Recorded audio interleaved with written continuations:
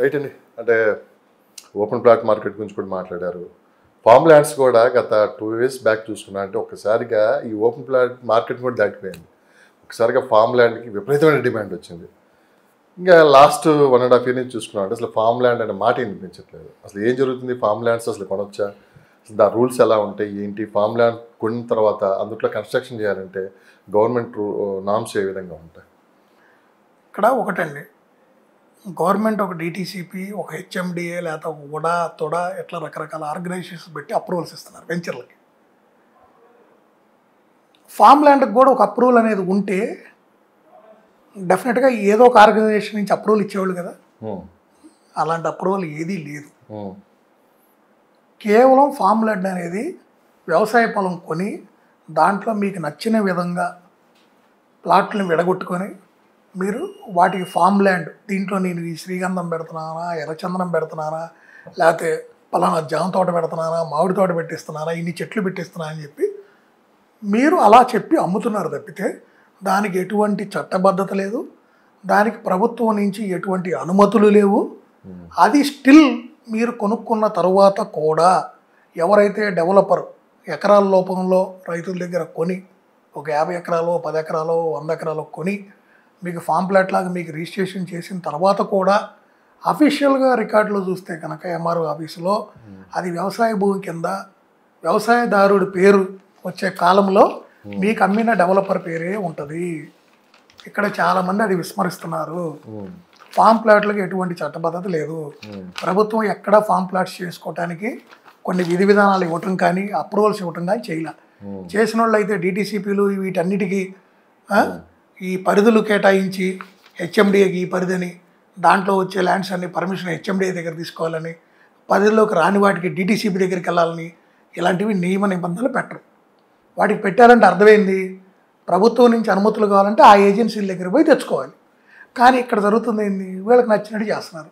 కాకపోతే ఇక్కడ ఆకర్షణీయమైన బ్రోచర్లు వేసి ఈరోజు శ్రీగంధం ఎంత ఉంది కిలో, రేపు ఒక 20 సంవత్సరాలకి మీకు వచ్చి ఎంత వస్తుంది ఆదాయం, ఇవన్నీ వేసి మార్కెటింగ్ పర్సన్స్కి బాగా ట్రైనింగ్ ఇచ్చి వాళ్ళకి కూడా ఎక్కువ కమిషన్లు ఇస్తాం లేకపోతే ఇన్సెంటివ్స్ ఇస్తామని రకరకాల ఆశలు చూపించి వీళ్ళు ఏంటంటే ఈ వ్యాపారాన్ని చేసుకుంటున్నారు. ఇది ప్యూర్ వ్యాపారం, 1 to 1 జరుగుతున్నటువంటి వ్యాపారం. దీంట్లో దోపిడీయే తప్పితే రెండోది లేదు. రెండోది ఫ్యూచర్లో అక్కడ ధరలు పెరిగిన రోజు మీ ప్లాట్లని ఇంకొక బై నెంబర్లతో ఆ రైతుగా ఎవరైతే మీకు ఈరోజు అమ్మిన వ్యక్తి ఉన్నాడో వాళ్ళు దాన్ని మిస్యూజ్ చేసుకొని ఇతరులకు కూడా దొంగ రిజిస్ట్రేషన్ చేసే పరిస్థితులు కూడా ఉన్నాయి. దాంట్లో ఎటువంటి డౌట్ లేదు. అదే ఒక డిటీసీపీఓ ఒక హెచ్ఎండిఏ లాంటి వెంచర్లు అనుకోండి, అగ్రికల్చర్ ల్యాండ్ని ఫస్ట్ వాళ్ళ పేరు మీద రిజిస్ట్రేషన్ చేసుకున్నాక వాళ్ళ కంపెనీ వాడు దాన్ని నాలా కన్వర్షన్ చేసుకోవాలి. Non agriculture land assessment tax, దానికి ఒక 8% 9% గవర్నమెంట్ ఇంత ఛార్జ్ అని పెడుతుంది పర్ ఎకరానికి డాక్యుమెంట్ వాల్యూ మీద. ఆ విలువ ప్రకారం వాళ్ళు దాన్ని పే చేసి ప్రభుత్వం నుంచి దాన్ని కన్వర్షన్ చేసుకొని ఎంఆర్ఓ ఆఫీస్ రికార్డులో కూడా ఇళ్ల స్థలాల కింద లేదా కంపెనీ కింద ఈ భూమిని వ్యవసాయేతర భూమిగా మార్చారని చెప్పి వాళ్ళు రికార్డులో రాసుకుంటారు రెడ్ మార్క్ పెట్టి. హైదరాబాద్లో పక్కన పెడితే ఈ రెడ్ శాండిల్ కావచ్చు, శ్రీగంధం మొక్కలు కావచ్చు, రకరకాల మొక్కల పేర్లు చెప్పి ఎక్కువ శాతం నెల్లూరు ప్రకాశం జిల్లాలో ఎక్కువ ఒంగోలు జిల్లాలో మరీ ముఖ్యంగా జరుగుతూ ఉంటాయి సార్.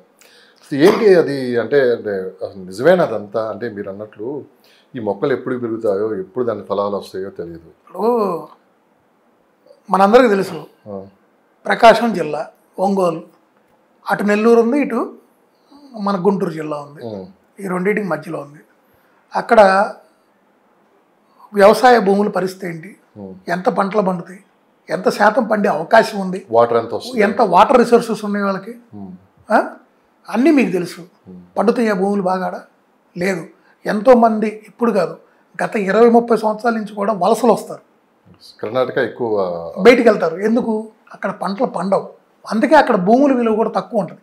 పక్కన ఉన్నటువంటి గుంటూరు జిల్లాలో భూముల విలువలు ఎంత ఉన్నాయి, అటు పక్కనున్న నెల్లూరు జిల్లాలో భూమి విలువలు ఎంత ఉన్నాయి, ఒక ప్రకాశం జిల్లాలో భూముల విలువ ఎందుకు తక్కువ ఉన్నాయి? కారణం ఎందుకు?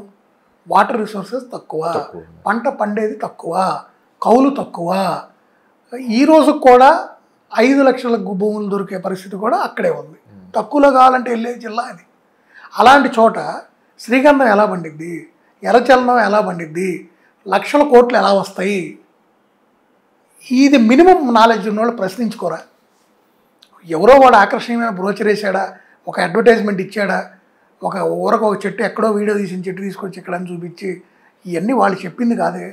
మనం కూడా ఒక స్పృహతో మనం సమాజంలో ఉన్నాం, మనకి అన్నీ తెలుసు. నిజంగా అక్కడ శ్రీగంధం పండితే వాళ్ళందరూ వలస ఎందుకు వెళ్తారు? వాళ్ళ పొలాల్లో శ్రీగంధం ఎర్రచందనం వేసి ఆడే పండిస్తారుగా. అవి అడవిలో పండి సహజ సిద్ధంగా అడవుల్లో వచ్చిన వర్షాలకి సహజ సిద్ధంగా అడవుల్లో పెరిగేయండి అవి. వాటిని తీసుకొచ్చి ఇక్కడ మేము పెంచుతాం వస్తే అది కూడా ఎక్కడ సరైన తక్కువ వర్షపాతం ఉన్న ఏరియాలో, భూమిలో నీరు తక్కువ ఉన్న ఏరియాలో బోర్లు వేస్తేనే ఎన్నో అడుగులు వేస్తే 1-1.5 ఇంచులు కూడా పడదో లేదా అని డౌట్ ఉన్నటువంటి ప్రకాశం జిల్లాలో మరీ ముఖ్యంగా వాళ్ళు శ్రీగంధాలు ఎర్రచందనాలు ఈ పండిస్తానంటే అది ఎంతవరకు కరెక్ట్ చెప్పండి మీరు? ఎందుకు అడిగానంటే ప్రశ్న, ఇక్కడ కూడా హైదరాబాద్ కూడా ఫామ్ ల్యాండ్స్ అని చెప్పి మనం తీసుకున్న సైట్ ఇప్పుడు అక్కడ సక్సెస్ అయింది. దాంతో ఇప్పుడు దాన్ని ఇక్కడ తీసుకొచ్చి హైదరాబాద్లో కూడా ఇప్పుడు నారాయణ ఖేడ్ అని ఇప్పుడు దూర ప్రాంతాలకు వెళ్తున్నారు. అక్కడ కూడా ఇదే సేమ్ ఆకర్షణీయమైన బ్రోచర్లు వేయటం. ఇదిగోండి ఈ ఫామ్ ల్యాండ్స్లో కూడా చెప్పేది ఇదే, అంటే పండ్ల మొక్కలు అదొక రెండు ఒక 50 మొక్కలు పెడుతున్నా అని చెప్పి మంచి మీకు అది ఒక 2-3 ఇయర్స్ ఆగితే మీకు ఈ మంచి ఫలాలు వస్తాయని చెప్పి కూడా ఏదో మొత్తానికి అయితే ఒక ఆకర్షణ అయితే నడిచింది. అమ్మేదాకా అన్ని ఆకర్షణీయంగా ఉంటాయండి. అమ్మిన తర్వాత అక్కడ ఏది ఉండదు, మిమ్మల్ని ఆకర్షించడానికి ఉండదు. మీరు కనీసం మీకు ఫోన్ చేస్తే పలికేవాళ్ళు కూడా ఉండరు అక్కడ. ఈ విషయంలో ఎంత జాగ్రత్తగా ఉండాలని కూడా నేను ఇంతకుముందు లోగడ 2-3 ఇంటర్వ్యూల్లో కూడా మీకు చెప్పడం జరిగింది. ఫామ్ ప్లాట్స్కి ఎటువంటి చట్టబద్ధత లేదు. ఇంత స్ట్రైట్గా మాట్లాడతారు కదా, ఇబ్బంది ఉండదా మరి మీకు? సహజం అండి, ఇక తప్పదు. మార్కెట్లో మనకు విలువిచ్చి మాట్లాడేవాళ్ళు, లేకపోతే మీరు కరెక్ట్గా చెప్పారు అని చెప్పి మనల్ని అభిమానించే వాళ్ళు 10 మంది ఉంటే విమర్శించే వాళ్ళు 10 మంది ఉంటారు, సహజం. కానీ ఇక్కడ మీరు ఒకటి మాట అడిగారు ఇందాక, మరి చాలామంది ఇట్లా కొనుక్కుంటున్నారే వాళ్ళ పరిస్థితి ఏంది? మరి ఇప్పుడు అలాంటి వాళ్ళు అంటే ఇప్పుడు 10 మంది మోసపోయారు, ఇంకో 10 మంది వాళ్ళు ఆ విధంగా మోసపోకూడదు అనుకుంటా మనం చెప్పగలగాలి, కనీసం వాళ్ళ గైడెన్స్ ఇవ్వగలగటమే మన పని. మనమైతే వెళ్ళి వాళ్ళని ఆపలేము.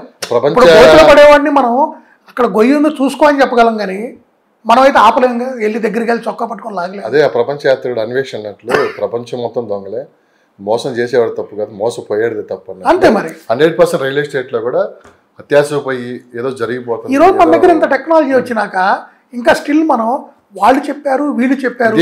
ఈ రోజు మోసపోయిన తర్వాత మీరు చూడండి, ఆ కంపెనీలు ముందుకెళ్తారు, మాకు ఇది చెప్పారు మాకు అది చెప్పారు. సాహితీ వాళ్ళు బోర్డు తిప్పేసి నాకు అందరూ వెళ్ళి ఏమన్నారు, మాకు ఆ రోజు ఇది చెప్పాడు మాకు ఇది చెప్పాడు, ఈ రోజుకి ఇక్కడ ఏం మొదలవ్వలేదు, ఇట్లా చేశారు అట్లా చేశారు అంటారు. నేనేది అసలు ఆ ప్రీ లాంచ్ ప్రీ బుకింగ్ ఎలా కొనుక్కున్నారు మీరు?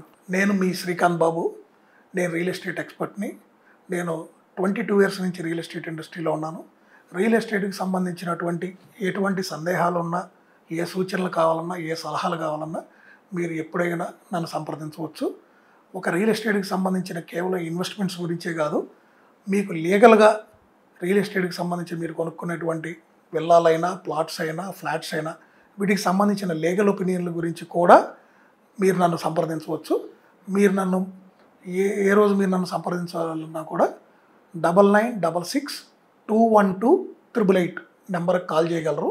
ఉదయం 9 నుంచి సాయంత్రం 6 గంటల లోపల ఏ రోజైనా మీరు కాల్ చేయొచ్చు.